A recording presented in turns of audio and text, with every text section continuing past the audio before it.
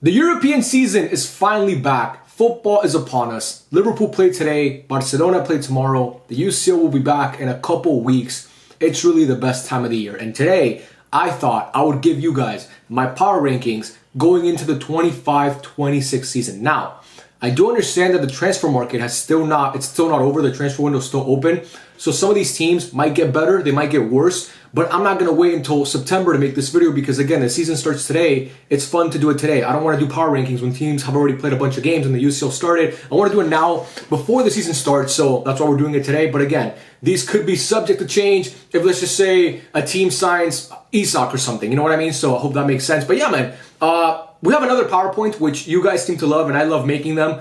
I'm truly in my prime. That is why I put this PowerPoint is by Prime, Michi no Ball, because I'm really in my prime right now. Every time I'm making a PowerPoint, I'm in this flow state, bro. I'm in this flow state, kind of like Neymar against PSG in that game in 2017, like Lamine Yamal against Inter in the first leg, like Messi against Bayern Munich in 2015, Ronaldo against Atletico Madrid in 2017. That's how I feel, bro, when I'm making these PowerPoints. Look at this background that we have, bro. It's like the map of Europe, but the teams are there instead of the cities. I'm in my prime, guys. I've posted 5 videos this week. This is my 5th video. 2 of them are PowerPoints. I took the week off work. To be totally honest, I took the week off work. I told my clients, hey, I'm on vacation. I wasn't, but I told them that. So they could just leave me alone and I could just make videos and get ready for the season, man. So that's exactly what we're doing today. Making a video that's going to prepare us for the season. Top 10 teams in Europe. I cannot wait to do this. I'm going to give you guys 3 strengths and 3 weaknesses I believe all these teams have. So obviously you guys can see my reasoning as to why I placed them where I placed them in my power ranking. And also, what else was I going to say? I was going to say something important, I think. Oh yeah, finalthought.com. 2 new designs released yesterday or 2 days ago. So if you guys want to check it out, the link is in the description. Thank you so much for everybody who's shown support on that. It really means a lot to me. And yeah, I just appreciate you guys. But yeah, I mean, that's pretty much it. Top 10 teams in Europe. Top 10 teams. Did I just say top 10 teams? That sounds weird. Wow. Maybe I didn't even say it and then I thought I said it and then I said it aloud. So it sounds worse than I said it aloud because I thought I said it. I don't even know. But top 10 teams, obviously football teams in the continent of Europe. Let's get into it. At number 10, we have Atletico Madrid. I think Atletico Madrid are the 10th best team in Europe going into the 25-26 season. Why do I believe that? Well, number 1, their strengths. They spent a lot of money. They spent a lot of money in this transfer window so far. I think upwards of 185 million. They still are looking to sign Nico Gonzalez from Juve. So they could spend even more money in this transfer window. But that's good because obviously that squad needed to get better. I mean, that squad, if you couldn't run it back with the same players, you had to get stronger. You had to get stronger this season, and they did. And obviously, Hanko is a good player for them. He's going to play center back for them. You obviously got Almeida. You got, Almada. You got Cardoso. You got, who else did you get? Alex Baena, who obviously a really, really good player. So they got stronger. That's great, obviously, with the players that they brought in. Also, Julian Alvarez, they're number 9. People don't really talk about him that much anymore since he left City, but he was amazing this past year.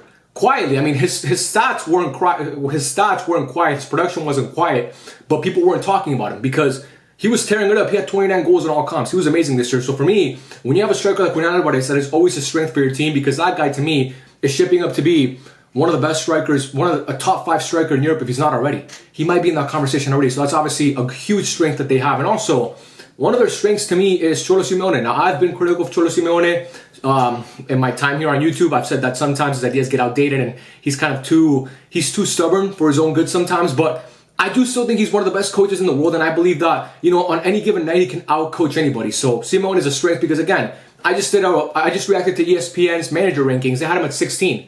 I think that's unacceptable to have Simeone at 16. I think he's a great coach still, even though he kind of annoys me. Even though I don't even support Atletico Madrid, and he annoys me sometimes. But anyway, I think he could be looked at as a strength. Now, weaknesses, the back line, especially their center back and their left back. Yes, they signed Hanko, but I'm still not convinced with that back line. And that back line gave him a lot of issues last season. So, yes, they've gotten a little bit stronger, but I don't think they've strengthened it enough. And I still think it's a weak point for them. So, and their left back as well. So, I think that's gonna, if that could cause problems for them throughout the season. Also, lost one of their most creative players. Lost one of the most creative players in De Paul. De Paul went to go be Messi's bodyguard in Miami. And he went to go play with Suarez and Busquets and Jordi Alba. I don't know why he left Europe so early to me because I still thought last year he was one of the best midfielders in La Liga. I still thought he was class. So him just going to the MLS so quickly when next year is a World Cup year and he's obviously going to play in the World Cup, I just feel like it's not the best thing. But, he probably just wanted to go hang out with Messi, I guess. But anyway, the boy was great last year. He provided something so unique to that team that I think Almada can kind of replicate. but not in the same way as Depol. So that's going to be an issue for them, I believe, because I think Depol, like I said, has been great. This Argentina run that they've had, obviously being the best national team in the world over the past 5 years since Scaloni took over. Obviously, everybody talks about Messi and Di Maria, and later on Julian Alvarez, and of course, we're talking about Cuti Romero, Otamendi, and Dibu. That's fine. But also, Depol has been, we all know this, he's been a key part to all those teams. So you're missing a big player with him leaving. So that, like I said, to me, could be an issue. And then lastly, Simeone could also be a weakness. Simeone can be a strength and a weakness. It's just, sometimes, like I said, he could be too stubborn, he could be too pragmatic, and he can look like I don't know.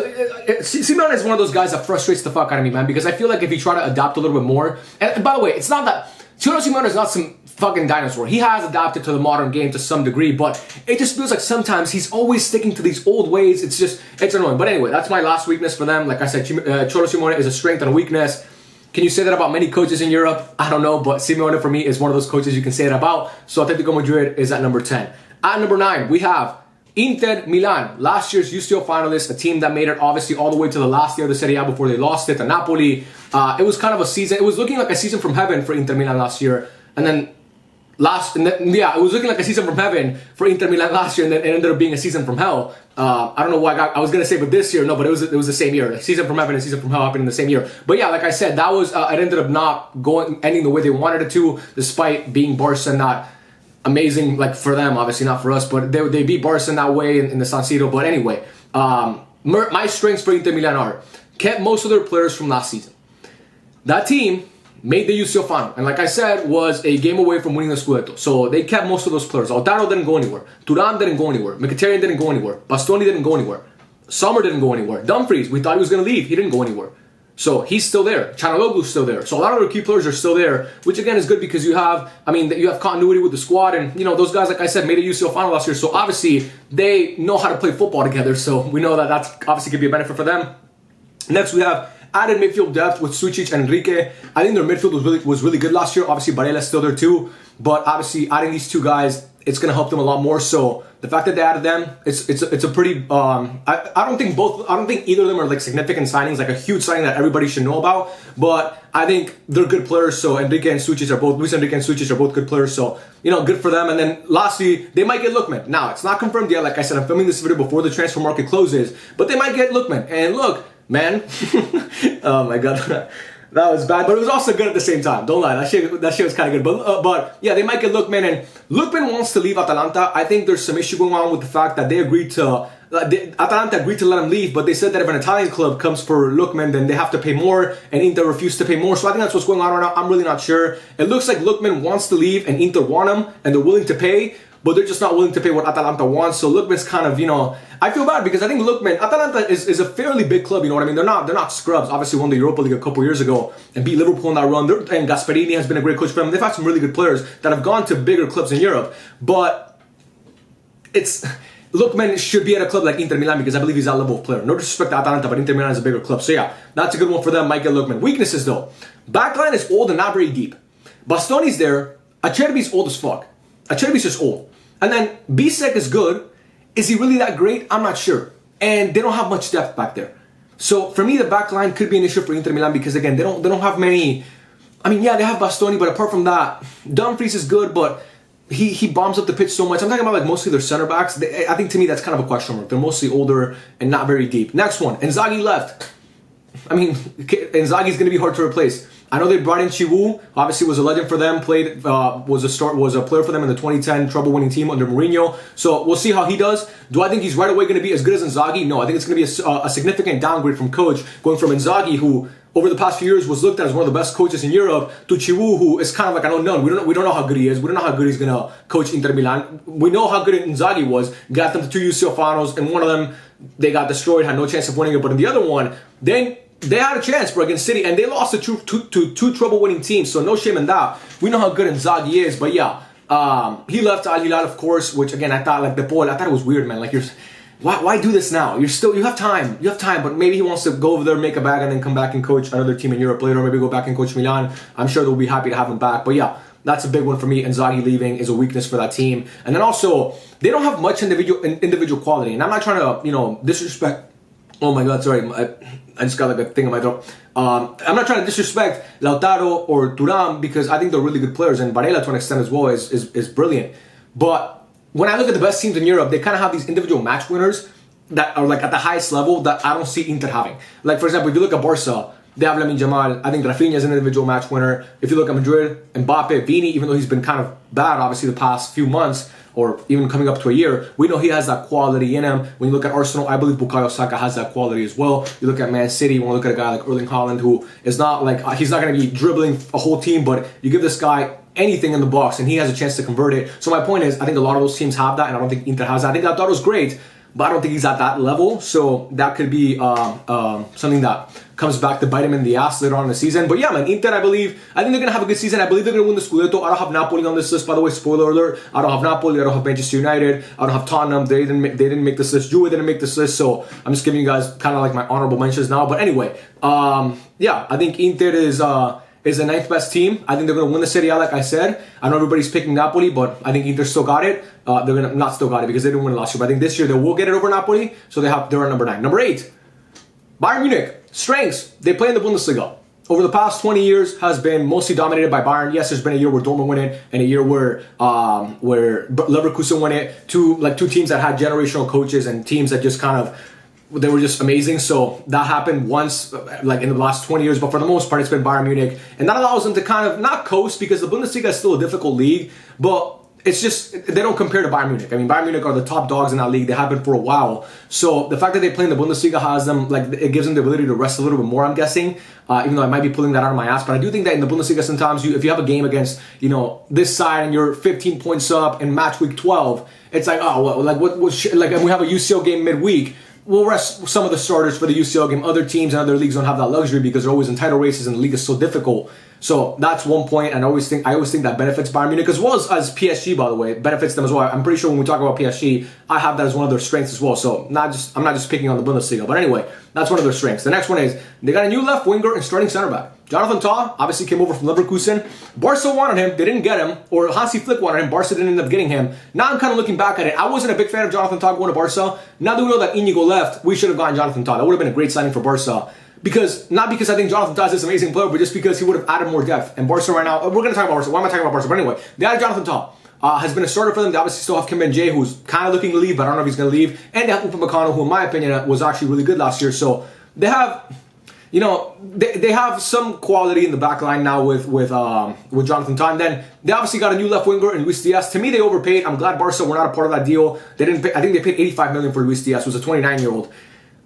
They needed a left winger, but I think they could have done better business there. But yeah, they got a new left winger, a new starting center back, and I think that's always a big thing for me. When you get players that can make an impact right away, I'm always going to give you points for that, and they did that, so good for them. And then lastly, a lot of quality in the attack. Yes, I don't think Luis Diaz is worth $85 million, but I still think he's a good player who can make a difference in any given game. Yeah, I still think that Luis Diaz has a lot of quality. Like I've said multiple times, I don't think Lucho's a bad player. I was just looking at his price tag and thinking, why are teams willing to pay this much for a 29-year-old? But, Bayern got him, they paid for him, so they have him now, so whatever. They spent that money on him, they have him now, and I think he's actually going to be really good for them. They also have Harry Kane, who last season proved to be one of the best goal scorers still in all of Europe. Harry Kane was so funny because he was great the year before, and then going into the Euros, we all thought, oh my God, Harry Kane might have the best tournament he's had for England because he was coming into that tournament on such great form. And then at the Euros, he plays like fucking shit. I was sitting here talking about how Harry Kane is playing like he has Ronald McDonald shoes on. And then the season for Bayern, he actually plays fairly well. So I'm not sure. Maybe it's just an England thing, Gareth Southgate. But again, they have Harry Kane. They also have Olise, who's fantastic, bro. Olise was so good last year. He's just going to keep getting better. That guy, he's a stud. He's a stud. They did lose Matthias Tell to Spurs. I always thought he was a really, really good young player, but they lost him, so whatever. And they still have, I think, Serge Gnabry. So, they do have quality in the attack. So I think that team will score a lot of goals. But, I mean, I don't know. Next one, weaknesses. They lost some depth to the squad. Paulinho left, right? And they also lost Kingsley Coman and Leroy Sané. Those are three players that, played a good amount for them.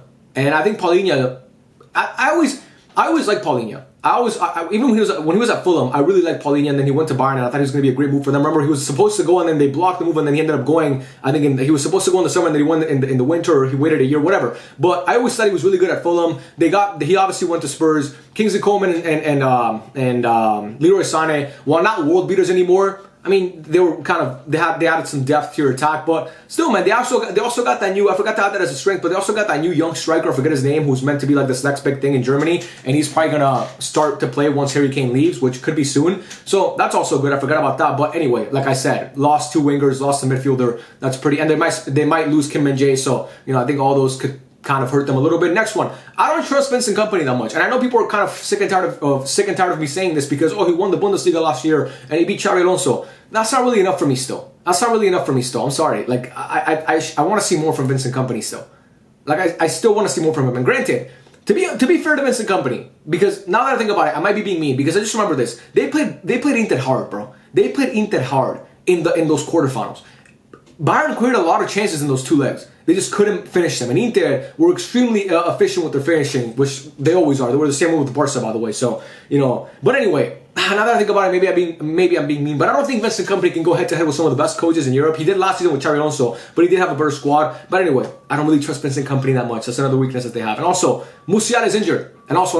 But the last one is Musiala is injured to start the season.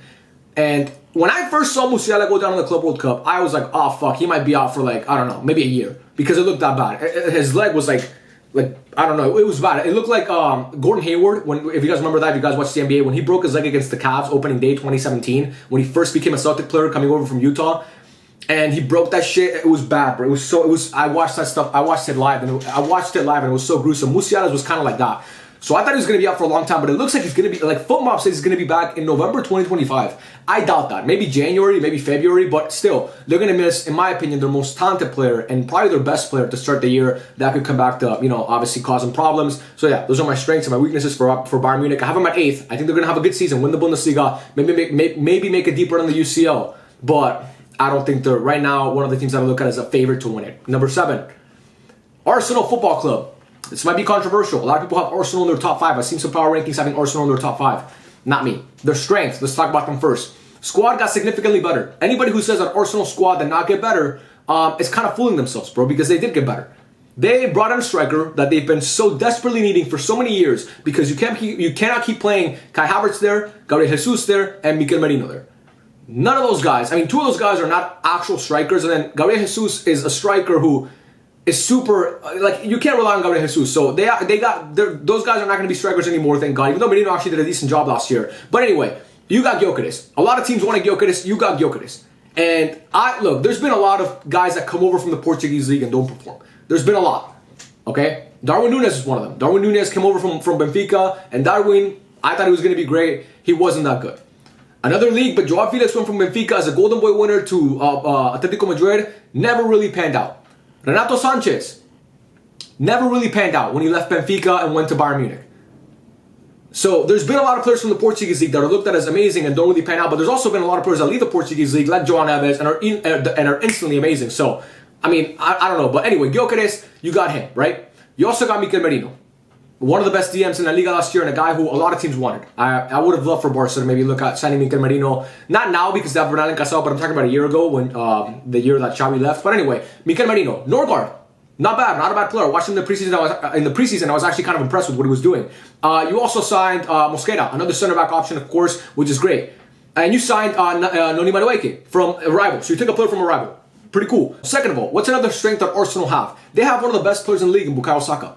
I believe Saka is that good. I believe he's that impactful to a team. And I think he's just going to keep getting better because he's still a young player. He's not super young, but he's still a young player in his early 20s. I think Saka, man, this guy's ceiling is, he has a chance to be one of the best players in Prem history. Right now, he's already one of the best players in the Prem. But I believe that if he continues in this trajectory, I see a lot of potential in Bukayo Saka. So that's a benefit that Arsenal have. They have Bukayo Saka. And also, a bonus one here, Arsenal also have some good young talent like Miles Lewis-Skelly, who I believe is a really, really good player. So you have him, you have Saka, that's good. And lastly, the last strength I have for Arsenal, extremely solid back line. A really, really good back line. Gabriel and Saliba are a proven partnership in the Premier League, have been amazing for the past couple years when they've been together. Obviously, Calafiori, you hope he stays healthy. You have Timber as well. You have Lewis-Skelly as a left back, who's really, really good. You have Raya as a goalkeeper who's solid, who proved to be really good last year as well. So you have a good back five. I think that's one of their strengths, and that has been one of Arsenal's strengths over the past couple years since Arteta really took over and they started going on these runs of actually challenging for the Prem. I think their backline has always been a strength. So yeah, those are my strengths. For Arsenal. Now let's talk about Arsenal's weaknesses. Number one, they still have no reliable left winger as of now. Maybe they signed one, but as of right now, when I'm recording this, I think it's August 14th. They have no reliable left winger. Madueke is not a left winger, so if you play him there, you're playing him out of position. Martinelli's not reliable. That's why I put reliable. They have no reliable left winger. You have to go for Rodrigo. You cannot let Man City get Rodrigo. You cannot let them get it. Because you need him more than they do. I promise you need him more than they do. If you want to challenge for this league, if you get that guy, if you get Rodrigo, you're going to challenge for the league. I'll give you a high. I would put them much higher if they actually got Rodrigo on that team. They would not be 7th. They'd be closer to top 5. Or maybe, no, they would be in the top 5 if they added Rodrigo in this transfer window. Because I think he's that much of a game changer for any club that he goes to. And Arsenal need him. So that's still not a great sign from Arsenal. No reliable left winger. Squad is injury prone, man. These past few years, they've fallen out of the title race because injuries caught up to them at the worst time. Now, they've also played some bad football at the worst time possible. But the squad is injury prone. We know that Saka misses time basically every year. Odegaard misses a lot of time as well. Gabriel misses time. Jesus is always, like Martinelli and Jesus are missing time a lot as well. So the squad is injury prone. We know that's kind of affected Arsenal in the past seasons. So again, I don't want to see anybody get injured. I'm sure you guys don't want to see anybody get injured. I'm sure, like, even if you're not an Arsenal fan and you're, let's just say a Chelsea fan or a Spurs fan and you don't like Arsenal at all, you don't really want to see a team get injured because you want to have the best title race possible, man. In my opinion, at least, that's always the best football when the title race is as exciting as possible and teams are healthy and they're going at it. So anyway, squad is injury prone. And lastly, it's history, man. I'm sorry, not to be that guy, but you guys are Arsenal. You guys are Arsenal. Haven't won a big trophy in 20 years. You always seem to choke it when it matters most. What was that tie against Newcastle in the EFL in the Carabao Cup? What was that tie? That was pathetic.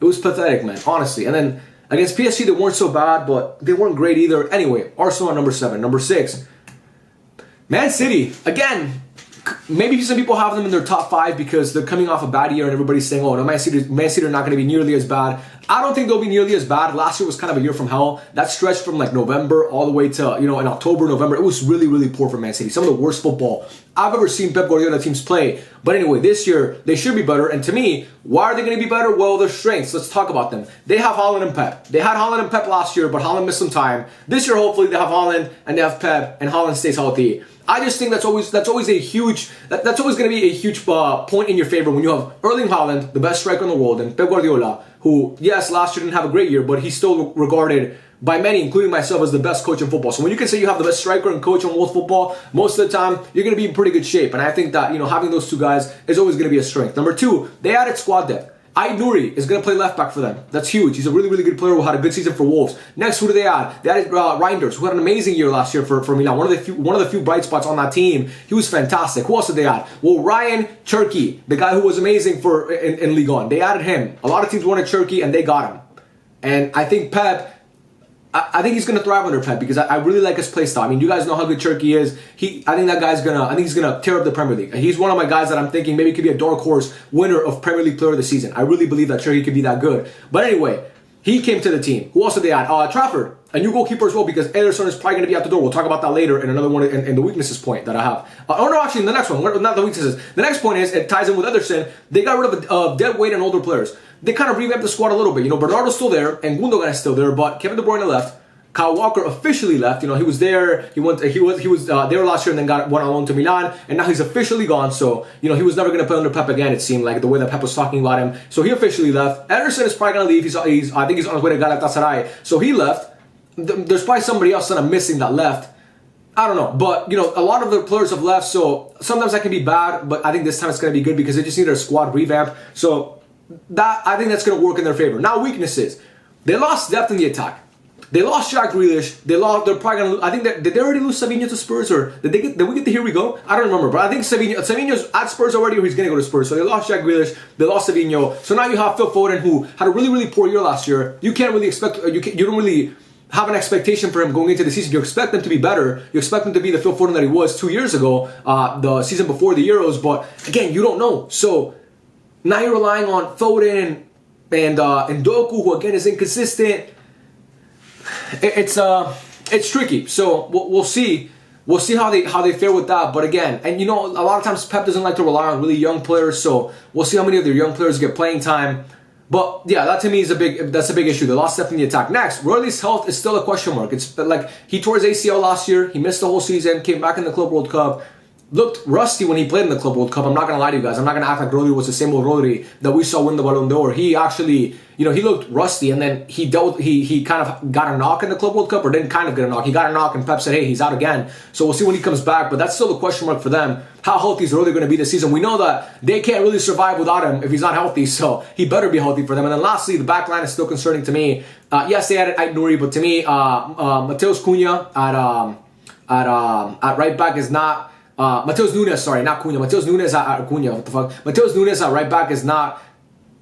It's not reliable. You know what I mean? Like, he's good, but he's not. I don't know. I just feel like they should have strengthened more in that position. Ruben Diaz to me has not been great for a couple of years. I think he's mostly living off name and reputation, but I don't think he's been that good. Who else do we have? We have a Kanji who is decent. Vardio's good, but I don't know. I think their backline. I think City's going to concede a lot of goals this year. I think they're going to concede a lot of goals. I don't think they'll keep many clean sheets. So for me, Man City, they still have Pep, they still have Haaland. I expect them to have a better season. I think they will win a trophy this year, whether it's a domestic cup or maybe, who knows, maybe they shock me and a lot of people win the Prem, even though I don't think it's ever shocking when Man City win the Prem. But anyway, maybe they shock people win the Prem. But for me, I have them at number 6 right now in my power rankings of European teams. Number 5, in the top 5 now, Real Madrid. Real Madrid. What are Real Madrid's strengths? Well, number 1, it's Real Madrid. It's pretty self-explanatory. It's Real Madrid. They went trophyless last year. What's the probability of Madrid going trophyless 2 years in a row? Not very high. I don't know how many years they've gone trophyless 2 seasons in a row. And last year, not really trophyless because they won the Super Cup and they also won the Club World Cup. But I'm talking about like the big 3, the ones that you compete for, the big 3, Copa del Rey, La Liga, and Champions League. And those trophies, they couldn't win any of them. So how likely? What's the likelihood of that happening again? Not very high. So the numbers, the odds will tell you they're gonna win something because again, they don't go trophyless 2 years in a row. Next one, they got a new better coach. Just simply put, a new better coach. Xabi Alonso is he's a younger, better coach right now than Carlo Ancelotti. I think Ancelotti might do great things for Brazil. Right now, for a club team, you rather have Xabi Alonso than Ancelotti. Now, knockout football, we know Ancelotti, he could still do it. He could still compete with the best of them. But right now, if you want a manager who's gonna get your team to play at their best level for a 65 game season, you rather have Xabi Alonso. So that's good. And we saw in the Club World Cup, he's implementing new ideas, he's implementing new formations, he's implementing new patterns of play, and it's looking better. I was PSG aside because they got spanked in that game, but I was kind of against Juve. They looked good against Juve. They looked good against Dortmund. They looked good. Pachuca was a good game too. So. I think he's already implementing some new things, but yeah, new better coach. And then lastly, addressed a lot of concerns in the starting 11. You needed a new center back, and you got Dean Huijsen, who's already proven to be your best center back, so that's great. You got Trent, because last year you had Lucas Vazquez playing because Carvajal got injured and unfortunately missed the whole year. So now you have Carvajal and Trent, so more depth at right back. You hopefully won't have to see Lucas Vazquez play for the whole year if you're a Real Madrid fan. You hope you don't see him, but now there's a higher likelihood of that happening because you have 2 guys that are ahead of him, obviously, in the position. Or maybe Lucas Vazquez. Did Lucas Vazquez leave or am I tripping? Did Lucas Vazquez leave? I don't know. Maybe Lucas... did I miss that, by the way? Did Lucas Vazquez leave? I don't know. Left back. They got Alvaro Carreras. You needed a left back. Mendy and Fran Garcia. Not really cutting it. Alvaro Carreras, I believe, is going to prove to be better. What else did you get? You got Masantuono. You got a right winger. So you have Rodrigo, obviously, but he's not really a right winger. Masantuono is a right winger, so you got him. So that's a huge signing. Who else did they get? Masantuono. They got Huijsen. They got Carreras. Am I missing somebody? Oh, Trent. Yeah, no, I already talked about Trent too. Yeah, I think I mentioned them all. But yeah, they got new signings. You guys, and they also found a gem, it looks like, in La Casilla with Gonzalo Garcia that they saw him in the Club World Cup. So he's also kind of like a new signing for them. So just a lot of concerns in the starting 11. That's good. Weaknesses for Madrid, however. Vinicius Junior's forms. Vinicius Junior's form. Vinicius Junior's form. It's still a concern for me because it should be a concern for everybody. And I know Madrid fans are concerned because I read the comments of Madrid fans whenever I make a match review about them. They're always talking about Vini and how they're concerned about Vini. So that has to be a concern going into the season. How is he going to play? We haven't seen the same old Vini that we saw. We haven't seen the same old Vini for a year now. When was the last time Vinicius Junior was really good? We're talking about what, the UCL final last year when they beat Dortmund and Wembley. He wasn't terrible the first 3 or 4 months. But he wasn't great either. I mean, it seems like that Ballon d'Or really got to his head, and I don't know how it's gonna. I don't know. We saw him in the Club World Cup. He looked better, but not that much better. That's gonna be a concern for Madrid if Vini doesn't really pick it up. I believe this team. I think Madrid reaching their maximum ceiling relies on Vinicius Junior playing to the best of his abilities. And I know that might sound like, oh, you're stating the obvious, but it has to be said because I think Mbappe can have this amazing year. I think Masantuono and Arda Güler can have this amazing year. I think all these guys, and Bellingham, when he comes back from injury, I think he can have this amazing year. I think Dean Huijsen can have this amazing year. I think Fede can have the same year he has every year, which is an amazing year. But if Vinicius Jr. doesn't reach his maximum level once again, I think it's all gonna be for nothing. Because I believe he's that important to that team. So we'll see. Maybe I predicted him to get benched, so maybe he gets benched, but I don't know. That's a weakness for them, in my opinion. Next one. Not much depth in the back line. I mean, they just don't have that much depth in the back line. Carreras, obviously, if he goes down, you're looking at Mendy and Fran, but I don't think Madrid fans trust either of those guys. Right back, so. And then center back, you still need another center back. Because Militao's injury prone and hasn't really looked the same since he suffered all those injuries. And then Rudiger, he's a hothead, so he's bound to, get sent off at any minute with some throw water bottle, whatever it was on the pitch in the Copa Refano and La Cartuja, and get sent off there. And also, he wasn't that great last year. So you have Dean Huijsen, and then we saw that when Dean wasn't there in the Club World Cup, and you had Asensio and Rudiger, how much of a mess that was. The two first goals were direct mistakes from your center back. So that's going to be a weakness for them. But yeah, those are my weaknesses for Real Madrid. I think Vini's form, not much of a depth in the back line. And then lastly, the midfield will probably struggle without Jude. The midfield is going to struggle without Jude because Jude Bellingham is going to miss the first 2 months of the season because he's getting the shoulder surgery. The shoulder surgery he's been looking to get for months. He kept delaying it. He finally got it, and he's going to be back, I think, by early November. So I think for those first few months they might struggle without Jude and his creativity. Now Arda Güler, I'm expecting him to have a huge year. If you guys watch this channel, you know that I'm a big fan of Arda Güler. I think his ceiling is super high. So, and we saw in the Club World Cup and the way that Xabi Alonso was utilizing him. Ancelotti, he was sitting on your bench for so long, but you're stupid if you didn't see the talent in this kid. Xabi Alonso clearly sees the talent, which is great for Madrid fans. So I think that he might be able to pick up that slack, but still, Jude is Jude. Jude offers a lot of things in that midfield that other players can't. So I think they might struggle in the first few months, and that might cause them to kind of start. They might have to catch up to Barca instead of battling with them the whole time. But yeah, that's Madrid's number 5 for me. Number 4, Chelsea. A lot of people sleeper pick for this year. A lot of people are picking Chelsea to be this amazing team, and I'm one of those people. I predicted them to make the UCL final, not to win it, but to make it. And I have them at number 4. Their strengths, what are they? A lot of confidence from last season. That matters. They're carrying over a lot of confidence.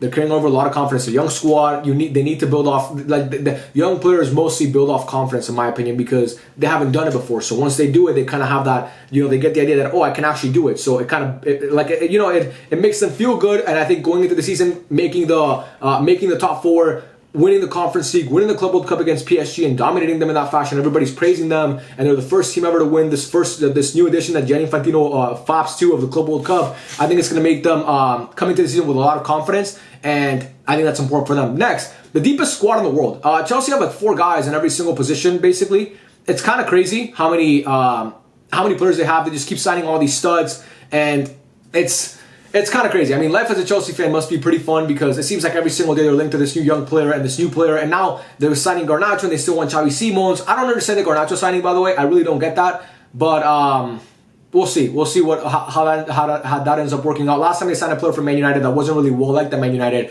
and in Jadon Sancho, he didn't really work out for them either. But yeah. That's another strength for Chelsea, the deepest squad in the world. They go like 2 deep in every position, or 3 deep. No, not 2 deep, 3 deep in every position, basically, because they've signed so many players. And yeah, a lot of them ended up being great. So, credit to them. And lastly, their last strength, Caicedo and Palmer. I think both of those guys, man, they're amazing. Both of them are arguably top 4. No, they're definitely top 3 in the Prem at their position. Caicedo might be top 3 in the world at his position. And Palmer, man, Palmer is if he has a great year, if he has like this amazing season, watch out for Cole Palmer, man, because if Chelsea have a good year, we might look at Cole Palmer maybe being a guy who can win the Ballon d'Or next year. I'm not saying it's going to happen, but, if Chelsea have a really, really good year and Palmer is the star, which, he usually is when Chelsea are good, we could see Cole Palmer maybe winning a Ballon d'Or or maybe getting close to it. But anyway, Caicedo and Palmer, to me, massive strengths for the team. They're both amazing. They both, can wreck a game. One going forward, one defensively, and also going forward in Caicedo, who, I think he's elite. So those are the strengths for Chelsea. Now, weaknesses, because Chelsea do have some weaknesses. Number 1, not much center back depth. Obviously, Levi Colwill got injured, so that's going to be a huge injury for them because he's a great center back. And yes, they have good center backs, but still, you have this new guy from Argentina. I forget his name, but they have this young center back from Argentina that looks to be really good, but he's still not quite ready yet. So I think not having center back depth for Chelsea now that they lost Colwill could come back to bite them in the ass. Fofana's always hurt, so you can't really rely on him. So we'll see if that I think that could be an issue for them. Next, very young squad. It could be a blessing and a curse. You want a young squad because obviously players that are young, they recover quicker and they press better because they have more energy and because they have better legs and because all this stuff. You like to have a young squad. Trust me, as a Barca fan, I was going to say, as a Barca fan, I love having a young squad. I'm not sure if that sounds weird. That does sound weird. That sounds really fucking odd. That sounds borderline predatory, bro. As a Barca fan, I enjoy the fact that Barca employ a lot of younger players because, no, that also sounds, I mean, anyway, the youth in the squad is good. The youth in the squad is good, and it can also be a curse because young players, what do they lack? Experience. So maybe the moment might be too big. That sounds kind of corny. I get it. I mean, it's like the NBA. Can it really make the shot when it matters most? Like, I get that. But it does happen sometimes, man. Sometimes, like we saw, I'll give you guys an example. 2019 Ajax made the UCL semifinal. They were all young. Lucas Moura and this veteran Spurs team, the moment was too big for them. And not that that Spurs team had ever been in a moment that big, because it's not like Spurs were used to winning all these big games. But Spurs just had more veteran players, and this Ajax team with young guys like Frankie de Jong and obviously Ziyech and Matthias Ligt, they kind of choked it. So that's an example right there. Off the top of my head, I just came up with that. So boom, there you go. And lastly, injuries. I have to come up with a third one, and honestly, that's the best one I could come up with. I don't know what else Chelsea's weaknesses are. I would have said number 9, but I don't think that's a weakness anymore. I think Pedro Neto is amazing, and you know, while I'm a really big fan of Nicholas Jackson, and I don't think they should be losing him because I think he's that good of a player. I really like him. I really like his profile. You know, they still have other guys that they can fill in there, so we'll see. And then yeah, that's why I put Chelsea. I put injuries for them. But anyway, number 3, Liverpool. I know, controversial. That means that he put Barca in the top 2. He's a homer. Anyway, we'll get to Barca when we get to Barca. Straights for Liverpool. I had to pick 3. It was hard. Trust me. I could have picked 7 or 8, but I had to pick. But I could only pick 3. So the 3 are Iron amazing players. Of course, it's been a theme in this. All these teams that I'm kind of putting high, they've had a good transfer window. So I think Liverpool have had a great transfer window. Arguably the best transfer window out of any team in Europe. I mean, when you look at Ekitike, when you look at Florian Wirtz, who both looked really good, by the way, in their debuts. When you're looking at a guy like Jeremy Frimpong, when you're looking at a guy like, who else? Like Kirkes, who obviously is coming in to fill in for Andy Robertson. When you're looking at a guy like, they signed that center back from Parma. They also got Mark Guehi. They just signed Mark Guehi, so that was going to be a kind of a question mark for them. Their center backs and how deep they are, because if Konate or Van Dijk gets hurt, you know, Joe Gomez left. So, but they added Guehi and this new guy from Parma that I forgot his name, but they added this new young center back from Parma that a lot of teams wanted. So that's good. And like I said, they might add more. I added that at the end in parentheses because they still might get Isak. So if they get Isak, this could really change, but. We'll see. It looks like Isak is done with Newcastle. It looks like Isak wants nothing to do with Newcastle anymore. So we'll see what happens there. But yeah, and another strength that they have is that they still have Salah, Virgil van Dijk, and so far kept Konate.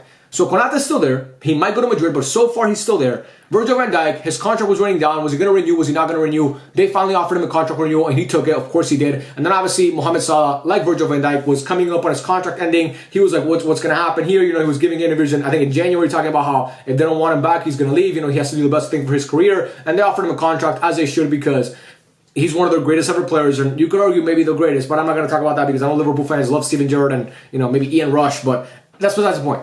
And then lastly, Arne Slot is him. Arne Slot came into the Premier League last year from the Eredivisie and proved that, hey man, I can win a Premier League my first year. I can win a Premier League my first year. Like ala Antonio Conte, I can win a Premier League my first year. So he did it, and you know, he's him. He had a great year last year. Kind of, you know, underwhelmed in the two domestic cups and also in the UCL, but in the league he was great. Arne Slot is him. Weaknesses. Loss of TAA could be an issue. I think the loss of Trent could be an issue because while Jeremy Frimpong is kind of similar, is a similar type of player to Trent in the fact that they're both mostly focused on attacking as fullbacks, their strength is going forward as right backs.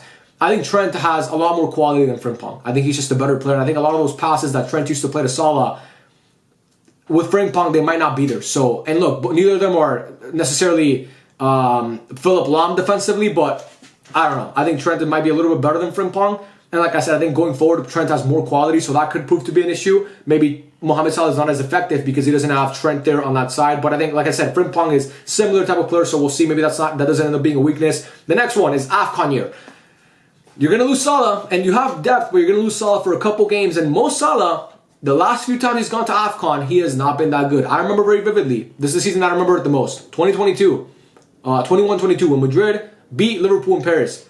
Mohamed Salah, if you look at the start of that season, he was on a tear. on a fucking tear. He was scoring goals for fun. He was looking like the Ballon d'Or favorite. Liverpool were cruising, bro. They finished first in a group that was really difficult in the UCL. They were cruising. And then after AFCON, Mo kind of didn't play as well. Not kind of, he just didn't play as well. So that could happen again this year. And then lastly, they're the hunters instead of being the they're the hunted instead of being the hunters. I'm reaching. I couldn't think of another one. I just couldn't think of another one. I don't know what else to put for Liverpool. I just, like, this year, instead of hunting and wanting to take over and beat City and you know, finally get their title, finally win a title for the first time since 2020, now they're the ones that, now they're the team, especially with the transfer window they just had, that everybody's hunting. So maybe that psychologically doesn't help them as much, but I don't know. I really don't know. Those are my strengths and weaknesses for Liverpool. I got them on number 3. At number 2, you see it. You see the club that I have on number 2. It's Barca. The club that I support, the club that a lot of people watching this channel support. I believe Barca are the second best team in Europe. But honestly, it took everything in me not to put them on number 1. It took everything in me. I promise you it did. It took everything in me. I wanted to put them on number 1. Oh, but anyway, I couldn't do it. Strengths. What are Barca's strengths coming into the season? Well, their squad improved from last season. Again, another theme, their squad improved. Like Liverpool, their squad improved. Like Man City, their squad improved. Like Real Madrid, their squad improved. Barca's squad improved. They got way better, in my opinion. Keeper, it got addressed. No more Szczesny, no more Ter Stegen. Joan Garcia's in goal. He's a stud, and he proved it in the preseason. That's good. Next, we have Marcus Rashford, a guy who could play as a striker, could play as a left winger, had a fantastic preseason in my opinion, showed a lot of great flashes, playing as a left winger, playing as a striker, had a goal, had an assist, was great, man. That play that he had in the link-up for Rafinha's goal against Como in the Joan Gamper, gets the ball from Joan Garcia, plays it off to Eddie Garcia, then Eddie Garcia plays it to Fermin, Rashford continues that run, Fermin feeds it to Rashford, it was beautiful, and then he finds Rafinha at the far post, beautiful, man. Rashford is that guy, so I think he's going to help the squad a lot. Also, Rooney Barhi, a guy who a lot of people are not talking about, but if you watch the preseason, you know he was really good. And I think as a backup for Lamine Yamal, he's going to make an impact right away. I believe he'll make an impact right away. And also, Barca, their squad always improves because guys from La Masia come up. We saw Pedro Fernandez. You know, he's a guy who's probably going to make some appearances for the first team, or maybe a lot, who knows. Marc Bernal should come back healthy. You know, it's technically his second season with the first team, but still he didn't really play much last year. But when we saw him play, we saw how good he was. Jofre Torrens, we might have an actual competent backup left back for Valde. Again, all these guys are just spawning out of La Masia. So Barca's squad always improves because La Masia is right there. And you can just pick out any of the best youngsters in football and they can make an impact instantly, as we've seen for years at La Masia. Number 2, they have the best player in the world. Sorry Mbappe, sorry Haaland, sorry Vini, sorry, who else? I can't think of anybody else, but sorry to Dembele. You guys don't have, like, sorry to all those guys. You're not the best player in the world. It's Lamine Yamal. He's the best player in the world. And anytime you have the best player in the world, like Barca had for years with Messi, you have a chance. So I think that's going to be a huge benefit for Barca. As long as Lamine Yamal is on the team and he continues to be that good, he's always going to be one of the guys that we look at as, you know, for years, people always said, oh, Barca don't have this, don't have that, but they have Messi, so they could obviously win. It's the same thing with Barca now with Lamine Yamal. Now, he's not quite at the level that Messi ever got to.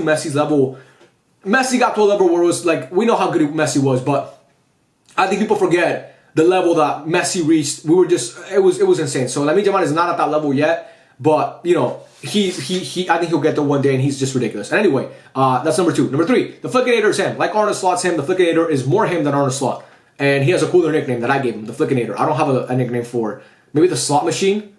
Slot Machine, that might be good. The Arne Slot Machine. No, it's not as good as Flickinator. And what is a slot machine? What does that even mean? That doesn't. The Flickinator is like the Terminator. Anyway, the Flickinator is him. The guy's him, bro. I don't care about a second season. Everybody's talking about the second season with Hansi Flick. It happened one time.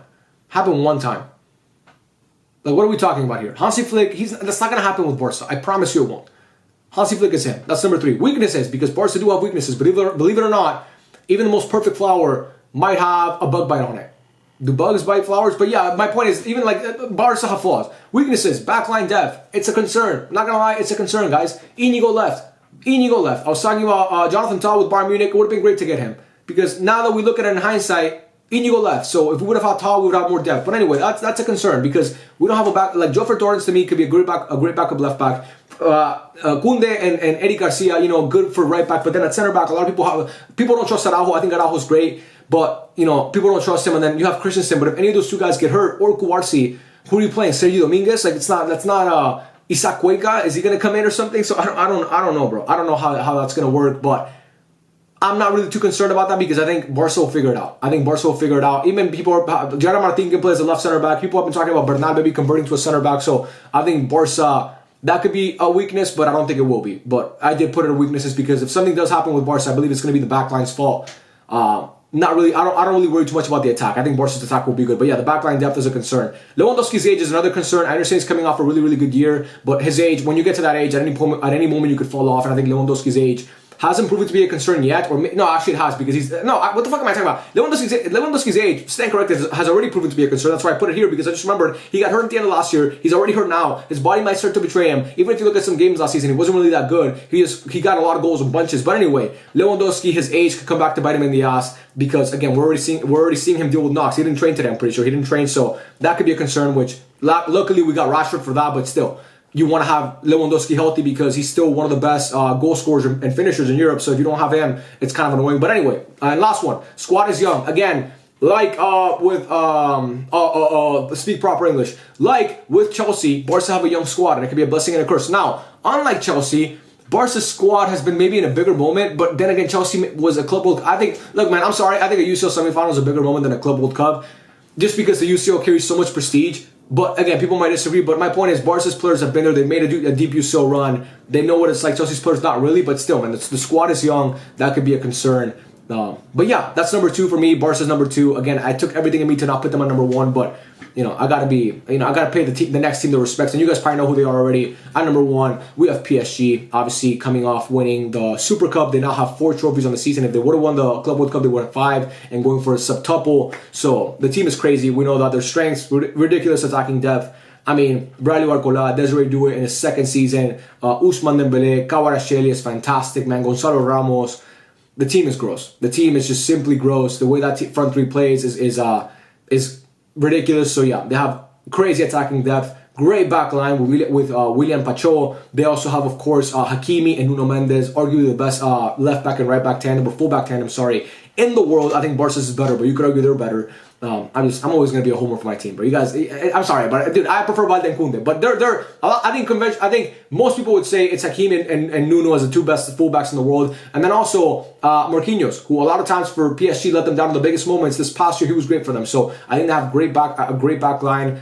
They have some depth in the back line. They obviously signed this new goalkeeper, Chevalier. I'm pretty sure they're getting rid of Donnarumma. That situation seems to get ugly. Donnarumma might join the Prem, but the way that it all unfolded was kind of weird, man. Donnarumma was just like exiled from the team. Lucho was like, hey, bye, bro. I don't want you anymore. You're gone.